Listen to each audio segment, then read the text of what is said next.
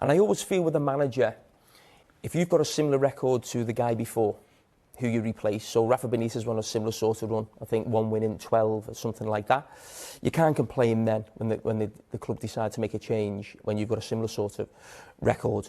So we're going to look at Everton this season and the underlying numbers as well, really. So we look where they are, the points. We know they're joint bottom of the table with Southampton. The problem is their underlying numbers in terms of expected goals against, is pretty much where they are. You know, so yes, they should have scored a few more goals. We get that.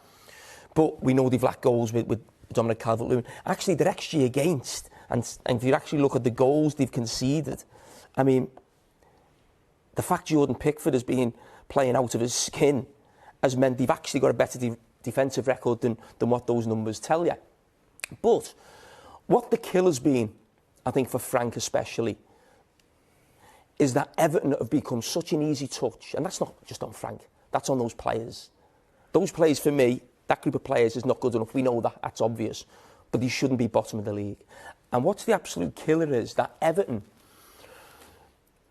who I always associate from when I was a child and when I played against them as being a tough place to go, uncompromising, aggressive, they're an easy touch. They're the easiest touch in the Premier League. If you're on a bad run, you want to play Everton. And these stats bear it out. So they lose to West Ham at the weekend. West Ham are in a horrendous run. One of the last 8 who they beat Everton. Wolves won 2 of the last 10, Everton and West Ham. Bournemouth on a horrific run. The only one game they've won was Everton. And Southampton, exactly the same. So when you're on a bad run, you want to come up against Everton. So there's no doubt about that. Now, I've just said it was right to change the manager. But nobody knows a football club better than their own supporters. Their own supporters haven't got banners in the crowd for Frank Lampard. They've got them for Farhad Moshiri and the board. And I said on this programme about 6 to 12 months ago, Everton are the worst run club in the country.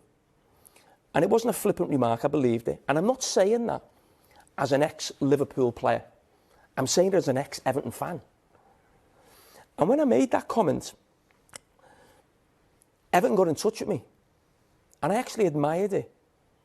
That they were almost on the front foot trying to defend their club. And I thought, well, OK, fair enough. We say things in the media and sometimes people come back at you. But I didn't think I was wrong when I said it then. And I'm not wrong when I said